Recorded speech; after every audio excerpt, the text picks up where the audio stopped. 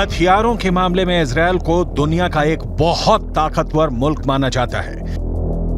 Israel का arrow air defence इतना ताकतवर है कि इजरायल दावा करता है कि अगर 2000 किलोमीटर दूर से भी कोई मिसाइल इजरायल की तरफ लॉन्च होती है तो मिसाइल लॉन्च होते ही इजरायल का एयर डिफेंस सिस्टम एक्टिव हो जाता है। जब तक इजरायल अपनी एयरफोर्स के माध्यम से गाजा पट्टी पर बमबार्डिंग करता रहा, तब तक इजरायल के सैनिकों के मारे जाने की संख्या का आंकड़ा लगभग स्थिर रहा। लेकिन जैसे ही इजरायल ने अपना ग्राउंड ऑपरेशन शुरू किया,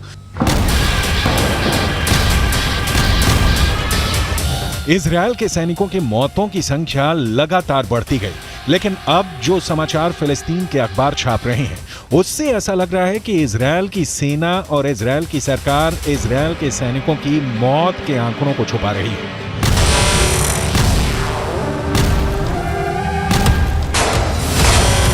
फिलिस्तीन क्रॉनिकल नाम के एक अखबार ने इजरायल के मिलिट्री सिमेट्री यानी इजरायल के सैन्य कब्रिस्तान यानी वो जगह जहां पर इजरायल के सैनिकों को दफन किया जाता है, उस जगह के डायरेक्टर डेविड वार्नर बरूच का एक इंटरव्यू छपा है। इस इंटरव्यू में इजरायल की मिलिट्री सिमेट्री के डायरेक्टर डेविड वार्नर ने कहा है कि इजरायल के अंदर हर घंटे एक इजरायली सैनिक का शव कब्रिस्तान में दफन होने के लिए आ रहा है।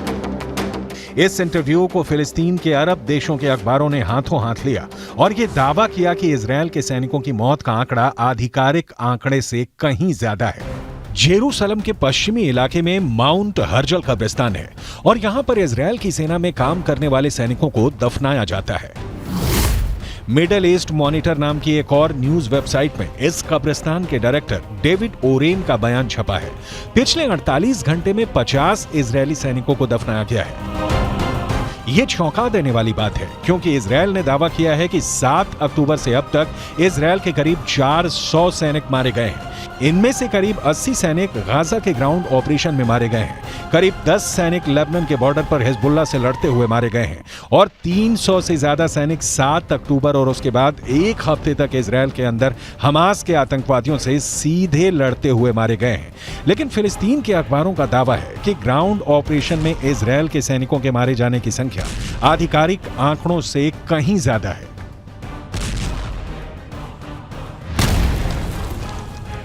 अगर इजरायल के मिलिट्री सिमेट्री यानी सैन्य कब्रिस्तान के डायरेक्टर डेविड वारेन के आंकड़ों को सही माने और इस हिसाब से अनुमान लगाएं कि हर घंटे में एक सैनिक की मौत हो रही है, तो इजरायल के ग्राउंड ऑपरेशन को लगभग 30 दिन हो चुके हैं। एक दिन में 24 घंटे होते हैं, यानी 30 दिन में 720 घंटे होते हैं।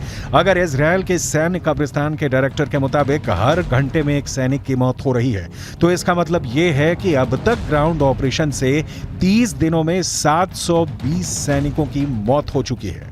यह सिर्फ एक अनुमान है, इसकी पुष्टि नहीं की जा सकती है। इतना ही नहीं, हिजबुल्लाह ये दावा करता है कि लेबनान के बॉर्डर पर जो जंग चल रही है उसमें हिजबुल्लाह के 80 लड़ाके मारे गए हैं, जबकि इजरायल के करीब 10 सैनिक मारे गए हैं। जबकि हिजबुल्लाह को सपोर्ट करने वाले देश ईरान के सर्वोच्च नेता खामनेई भी ये बयान जारी कर चुके हैं। इजरायल के ज्यादा सैनिक मारे गए हैं, लेकिन इजरायल आंकड़ों को छुपा रहा है। अब ऐसे में सवाल ये उठता है कि क्या वाकई में इजरायल की सेना अपने मारे गए सैनिकों के आंकड़ों को छुपा रही है? इजरायल की सेना प्रोपेगेंडा वॉर में हमेशा सबसे आगे रहती है और आज भी इजरायल और हमास के युद्ध में अगर देखा जाए तो हमास के पक्ष में बात करने वाले गाजा पट्टी के फिलिस्तीनी पत्रकारों की हालत बहुत ज्यादा खराब है। गाजा पट्टी के अंदर लगातार हुई बमबारी में अब तक करीब 45 पत्रकार मारे जा चुके हैं जो फिलिस्तीन के मुद्दे को कवर कर रहे थे। अब ऐसी स्थिति में गाजा के संचार तंत्र पर इजरायल का 75% कब्जा है और इजरायल जो चाहता है वही सूचना गाजा से बाहर निकलती है, क्योंकि गाजा के अंदर इजरायल की सेना अपनी पकड़ को मजबूत कर रही है।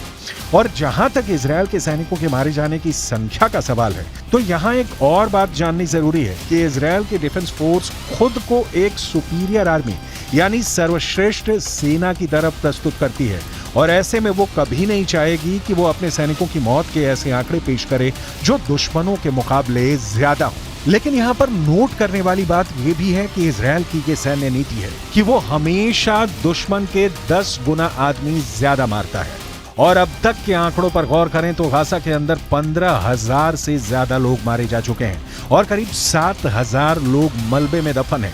इनमें से मारे गए बच्चों की संख्या तो करीब 7,000 हो चुकी है। यानी गाजा में एक बहुत बड़ा नरसंहार हो रहा है। लेकिन उसके बाद भी अमेरिका के नेशनल सिक्योरिटी काउंसिल के प्रवक्ता जॉन किर्बी ने पत्रकारों के सामने एक प्रेस कॉन्फ्रेंस में यह कहा है कि गाजा पट्टी में कोई नरसंहार नहीं हो रहा है।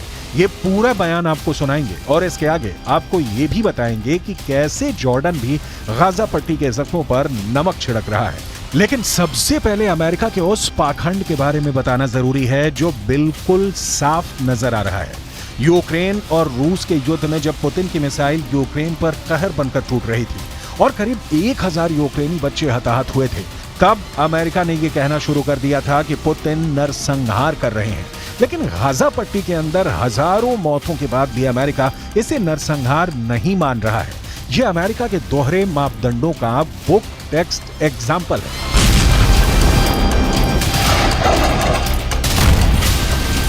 Hamas wants, make no mistake about it, is genocide. They want to wipe Israel off the map. They've said so publicly, more than one occasion. In fact, just recently. And they've said that they're not going to stop. What happened on the 7th of October is going to happen again and again and again. And what happened on the 7th of October? Murder, slaughter of innocent people in their homes or at a music festival. That's genocidal intention.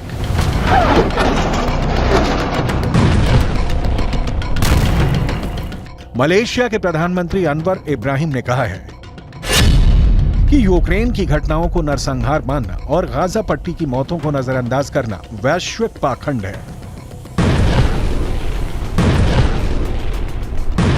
दूसरी तरफ अगर देखा जाए तो अब तक Gaza पट्टी के अंदर 30,000 से ज्यादा लोग घायल हैं और गाजा पट्टी के अस्पतालों की हालत क्या है ये पूरी दुनिया को नजर आ रही है। जॉर्डन ने गाजा पट्टी के घायल लोगों के लिए इजिप्ट के अंदर एक फील्ड हॉस्पिटल बनाया है। किंग अब्दुल्ला के बेटे खुद इस अस्पताल की निगरानी करने के लिए गए। लेकिन आपको जानकर हैरानी होगी कि इस फील्ड हॉस्पिटल में मात्र 40 बेड हैं, जबकि गाजा के अंदर 30,000 से ज्यादा लोग घायल हैं। और इन हालातों में एक फील्ड हॉस्पिटल में मात्र 40 बेड का इंतजाम लोगों के साथ एक क्रूर मजाक है।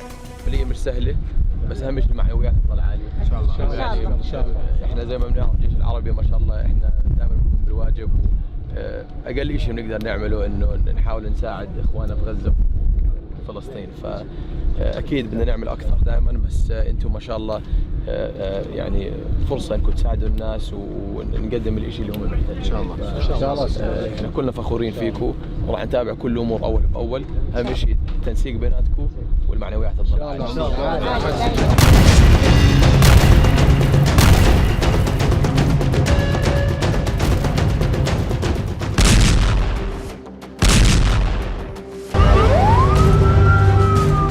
इजरायल अपनी टेक्निकल सुपेरियरिटी की वजह से अजेय है। पिछले हफ्ते इजरायल ने हमास की ताकत को इस कदर नेस्तोनाबूद किया था कि पिछले हफ्ते 72 घंटे में इजरायल की राजधानी तेल अवीव पर एक भी मिसाइल अटैक नहीं हुआ था। और जब सोमवार को तेल अवीव पर एक मिसाइल अटैक हुआ तो जहां से मिसाइल अटैक हुआ उस रॉकेट लॉन्चर को भी गाजा के अंदर जाकर इजरायल ने तबाह कर दिया। ये इजरायल की ताकत है। हमास के प्रवक्ता अबू उबैदा की माने तो हमास के लड़ाकों ने इजरायल के 350 से ज्यादा बख्तरबंद गाड़ियां और टैंकों को उड़ा दिए हैं। हमास का दावा तो ये है कि इजरायल के 150 मरकाबा टैंक उड़ा दिए गए हैं।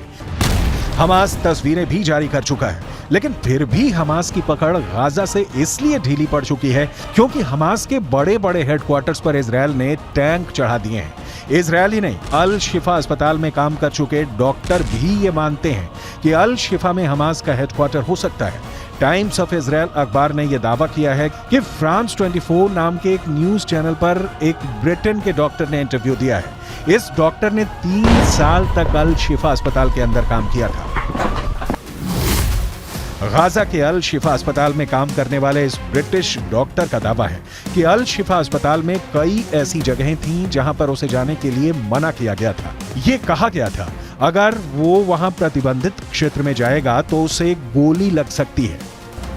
टाइम्स ऑफ इजराइल ने दावा किया है कि अल शिफा अस्पताल के अंदर हमास का हेडक्वार्टर होने का दावा करने वाले ब्रिटिश डॉक्टर ने अपना नाम नहीं बताया है, क्योंकि उसे डर है कि ऐसा करने पर गाजा के अंदर मौजूद उसके सहयोगियों को हमास मार सकता है।